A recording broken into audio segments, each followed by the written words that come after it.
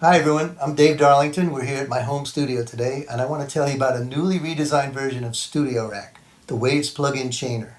It's been completely redesigned from the ground up with a new graphic interface and some new modules that turn it into a virtual playground, a plug-in toolkit that lets you create, construct, and save your own custom plugins.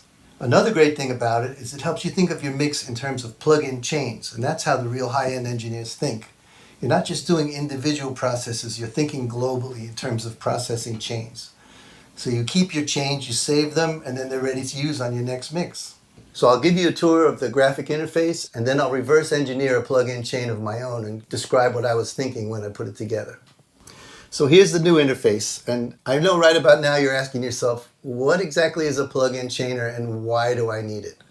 There's a number of good reasons. First of all, you have 8 slots where you can install Waves plugins, and then you can save that as one single plugin. So that gives your mix a more elegant and contained feel. You're not distracted by the small details of your processing.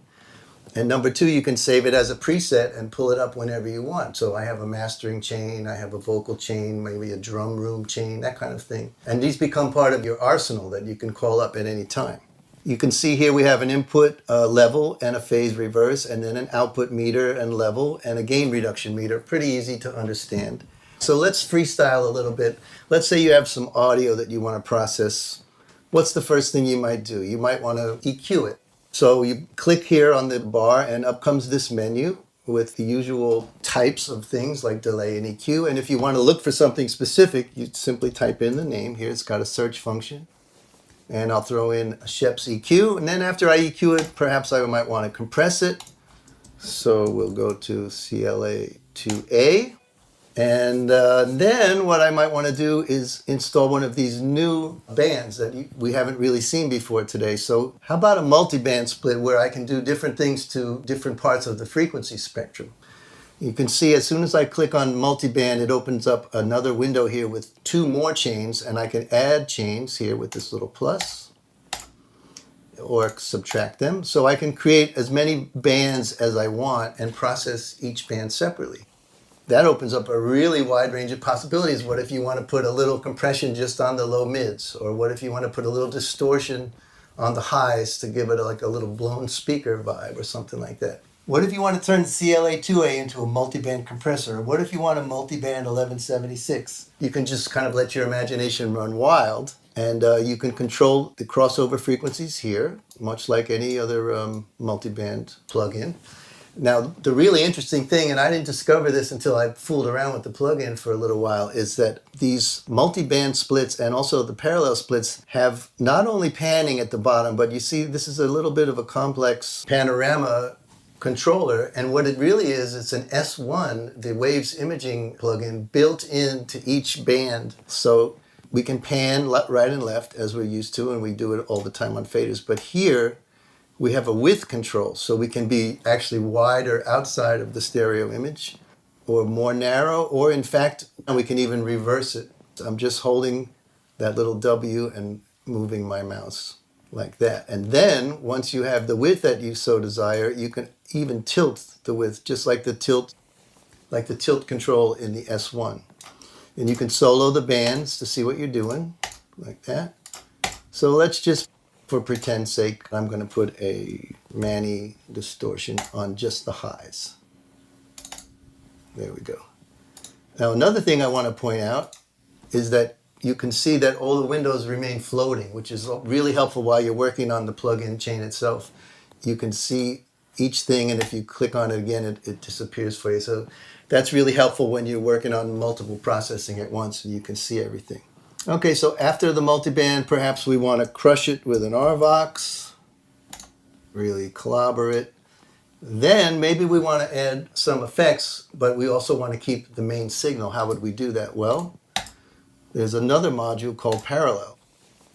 Same thing, we have 5 bands, but this first band is letting the main sound come through. So what would we do with the other band? Well, we might want to do a hall.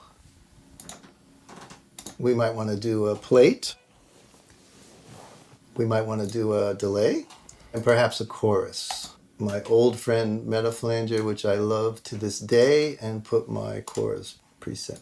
Now, these volumes here on the various parallel faders is just like when you're returning auxes on a console. You have your main sound on band 1 on the left over there, and then you can add as much reverb as you like. Then, as in the multiband, this whole thing is summed back to the main chainer. So then we can do other things like vocal rider. Let's use artificial intelligence to control our level. How cool is that? We have this third new addition, which this takes a little concentration to wrap your head around it. I didn't really understand it myself until I first started digging into it, and then suddenly the light went on, and I realized, wow, I can do things here in the plugin that I can't even do in the DAW itself. Let me show you how it works. So these are called macros, and we have 8 of them. So what you do is you assign your macro to different things. Let's say I'm going to assign it to the Sheps high, and I'm also going to assign it to the RVox amount of compression, and I'm also going to assign it to the CLA output. I'm not really engineering right now, I'm just demonstrating how the macros work. Now when I turn this knob, you can see 3 things moving at the same time. That's pretty cool, right? So you can, of course, automate this in your DAW, and maybe at some point in the song you want a super treble burst and a super volume gain, just as an example. It's like a matrix. The possibilities are realistically endless. You can connect any kinds of things to any other kinds of things. You can edit them. There's an edit window that shows you what you've connected. You see I've got the Sheps high gain, and I have the CLA gain, and the RVox compression now. And you also have an assignment window here which makes them all flash. So when they're flashing, you just hit the one you want to assign something to and then hit the parameter, and now that parameter is assigned. So you can do it that way, or you can right click and get this pull down menu and it shows everything. So collapse everything, and we have a rock song here with quite a bit of stuff. Drums, rooms, guitars, bass, keyboards, a bunch of vocals. But if you look at my mix window, it's very elegant, and you only see 1 or 2 instantations of plugins because I'm using StudioRack to group everything together. The other great thing is that because it's a Waves plugin, it can migrate from DAW to DAW. So I'm in Pro Tools right now. And let's just save that one I just made. Let's save it as, put into preset menu as Jet Fuel. Now we go over here to Logic, and I can load, should be at the bottom, Jet Fuel. Jet Fuel came right up in Logic. It will come up in Ableton or all the different DAWs. Okay, so here's the vocal chain that I created, and based on some things that I might need to do in vocals, so I can save it as a StudioRack preset, and then whenever I need it, I just pull up DD vocals, and here's all the stuff that I might do. It's meaningless to try, and there's something in my eye. Get it out or I will die. Again, the pain. If I try with all my might, I'll have visions, not just sight. I'm befriending with the night. Again, the shame.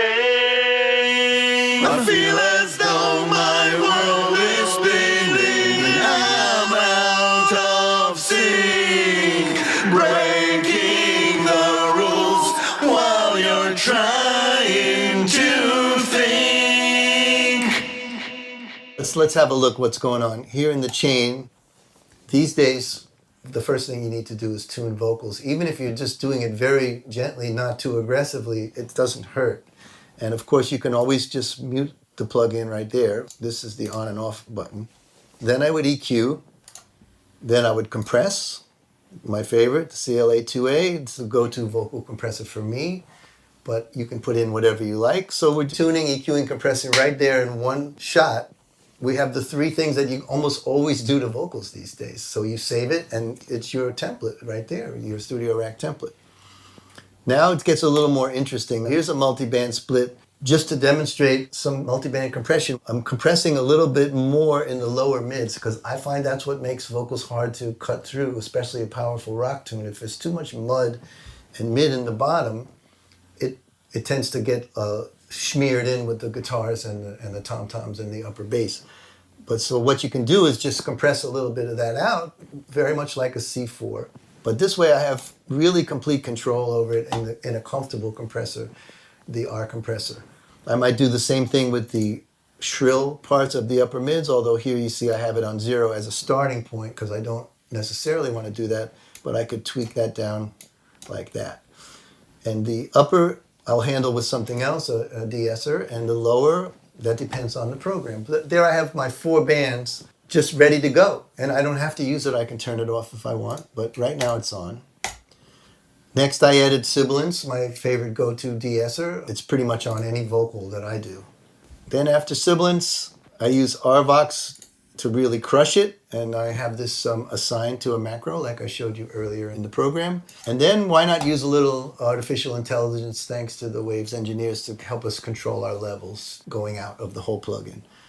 So you see pretty easily I've covered all my bases. And if I just pull up my preset, it takes the work of literally hundreds of clicks and settings and designs, and I can save it and use it in the other softwares that I might be asked to mix in. Let's take a look at my macros, and we can look at the editor and see what they're doing. So the first one I called Clarity, and I showed you that at the beginning of the video. That's just mostly the SSL channel, boosting treble if I want more brightness. So you have really a lot of control over the parameters. The warmth knob I have assigned to the SSL low frequency. From removing it, when I'm all the way down on warmth, you see the low frequency of the SSL go into the minus, or I can boost it with that very simple macro. But of course, this can be automated. What if the verse is shrill and the chorus is boomy? You can just run it through the same thing and just automate one of your macros down. I should mention at this time you can name it by double-clicking at the top, like super clear. That's how you name the macros to remember what they are. So the number 3 is radio, and that's controlling the filters on the SSL. You see that there? I'm rolling off lows. It doesn't move on the high end until I get halfway, and then it starts to roll down the high end and give us the megaphone effect. And the way I did that, this is the throw of the knob. So the throw, it doesn't start until it hits the 340 mark, somewhere around there.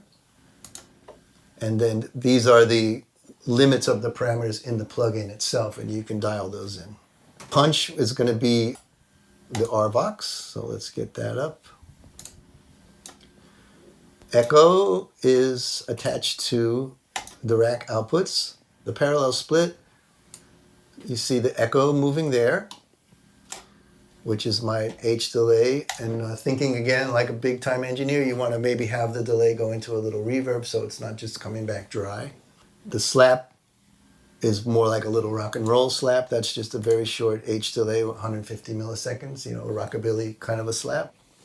Reverb over here are Abbey Road plates, not too long, not too short. And the doubler level here, which is my favorite ADT. I live by this. I have it on just about every vocal that's come out since this plugin dropped. And after the ADT, we have a little filtering. So let me just reload. Since I've been moving things around, I'm just going to reload DD vocals. You can see here on my list, I've saved all the stuff for this song in case I wanted to go back to it and tweak it. The cool thing about this load and save thing, if you command click when you load, you can delete things from your list. So you can save everything that you've done, or have a template that'll just open up whenever you need it in any software that you need. All kinds of combinations, only limited by your own imagination. And here's the best part. It's free. So you just add it to your arsenal and start building your own signature plugins and saving them, and have a ball.